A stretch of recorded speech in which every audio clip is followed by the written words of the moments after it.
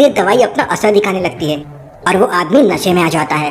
मेहुल, दवाई काम कर चुकी है, अब तुम इससे सवाल पूछो। बताओ इस वक्त जयकाल कहाँ से अपना प्लान ऑपरेट कर रहा है। तब वो आदमी बताता है कि शहर के पास जंगल में जयकाल ने एक लैब बना रखी है और वहीं से बैठकर सारे शहर को मारने का प्लान बना रहा है। जयकाल आर्मी का वो आदमी एक एक करके जयकाल की सारी इन्फॉर्मेशन मेहुल को दे देता है। मेहुल तुरंत उस आदमी के कपड़े उतार कर पहन लेता है। मैं जयकाल के अड्डे पे जा रहा हूँ और उसका ब्लड लेकर ही वापस आऊंगा। मैं भी आपके साथ चलूंगी सर। नहीं, वहाँ बहुत खतरा है, तुम यहीं पर रुको और सारे लोगों की रक्षा करो। इसके बाद आलिया बहुत जिद करती है। फाइनली डॉक्टर संजना के कहने पर मेहुल उसे अपने साथ ले जाने के लिए तैयार हो जाता है। जाते जाते मेहुल अपनी आर्मी से कहता है, डॉक्टर संजना और बुलबुले साइंटिस्ट की सिक्योरिटी की जिम्मेदारी अब तुम्हारे हाथों में है। मेहुल और आलिया जंगल में पहुंच जाते हैं जहाँ पर जयकाल की लैब बनी हुई थी, लेकिन वहाँ पर मेहुल को पेड़ों के अलावा कुछ भी दिखाई नहीं देता। Interesting, very very interesting. यहाँ पर तो कुछ भी नहीं है, हमें आसपास अच्छे से देखना होगा। मेहुल और आलिया थोड़ा और आगे जाते हैं तो मेहुल को थोड़ा डाउट होता है। सामने के पेड़ों को ध्यान से देखिए, सारे पेड़ बिल्कुल एक लाइन में लगे हुए हैं और सबसे बड़ी बात, सारे पेड़ों के नीचे अच्छी तरह से साफ सफाई है और बिल्कुल भी घास नहीं है। अब भला ऐसा कैसे हो सकता है? इन घने जंगलों में पेड़ों की देखभाल करने के लिए भला कौन आएगा? आलिया, तुम यहीं पे छुप जाओ, अगर अंदर कोई गड़बड़ हुई तो मैं तुम्हें अपनी घड़ी से सिग्नल भेज दूंगा। इसके बाद आलिया जंगल में एक पेड़ के ऊपर चढ़ जाती है और मेहुल सामने वाले पैरल पेड़ों के पास पहुंच जाता है। वहाँ झाड़ियों के पीछे जयकाल आर्मी के दो लोग छुपे हुए थे। मेहुल ने भी जयकाल आर्मी की ड्रेस पहनी हुई थी, इसलिए वो दोनों मेहुल को लैब के अंदर लेके चले जाते हैं। लैब के अंदर जयकाल और उसके दो साइंटिस्ट एक लाल कलर की जहरीली गैस बना रहे थे। सर, गैस तैयार हो चुकी है, जो भी इस गैस के कांटेक्ट में आएगा वो मर जाएगा। मतलब जयकाल सारे शहर को जान से मारने वाला है। पिछली बार तो केवल मैंने बेहोश करने वाली गैस शहर में छोड़ी थी, इस बार सारे शहर को खत्म कर दूंगा। इसके बाद जयकाल अपनी पूरी आर्मी को एक साथ बुलाता है। जैसे ही ये लाल वाली गैस शहर में फैलेगी, पूरा शहर हमेशा हमेशा के लिए मौत की नींद सो जाएगा। तभी जयकाल का ध्यान मेहुल पे जाता है। पूरी जयकाल आर्मी में किसी ने घड़ी नहीं पहनी थी, लेकिन मेहुल ने पहन रखी थी। कौन हो तुम और इस घड़ी के अंदर क्या है?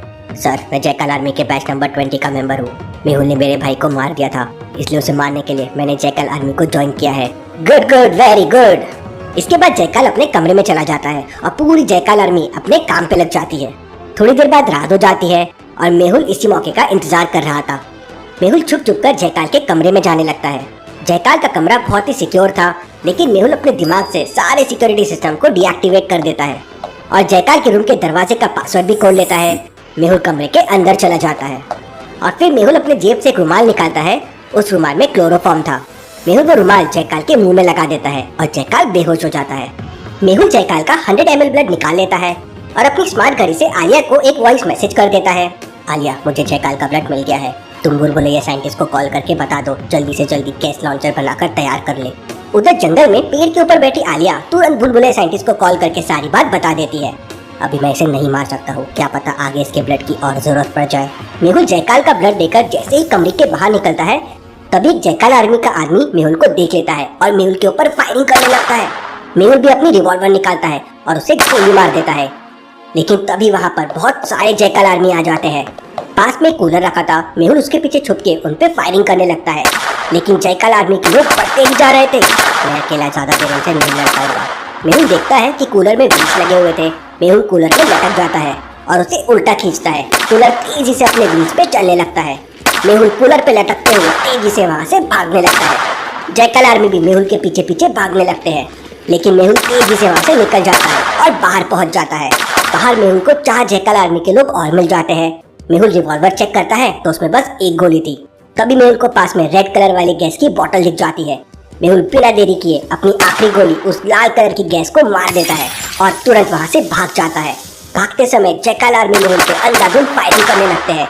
एक गोली मेहुल के बाजू में लग जाती है, लेकिन मेहुल जयकाल आर्मी के लैब से किसी तरह बाहर निकल जाता है। जयकाल की लैब में लाल रंग की जहरीली गैस पूरी फैल जाती है और वहाँ के सारे लोग मर जाते हैं। पूरी की पूरी जयकाल आर्मी खत्म हो जाती है। मेहुल जयकाल का ब्लड लेकर लैब से बाहर जंगल में आ जाता है, जहाँ आलिया पहले से मेहुल का इंतजार कर रही थी। अरे सर, ये क्या हो गया? कुछ नहीं, गोली बाजू को छूकर निकल गई है, हमें तुरंत डॉक्टर संजना की लैब में पहुंचना होगा। दोनों तुरंत वहाँ से निकलकर डॉक्टर संजना की लैब में पहुंच जाते हैं। आलिया ने पहले ही कॉल करके भूलभुलैया साइंटिस्ट ने मशीन पहले से तैयार करके रखी थी।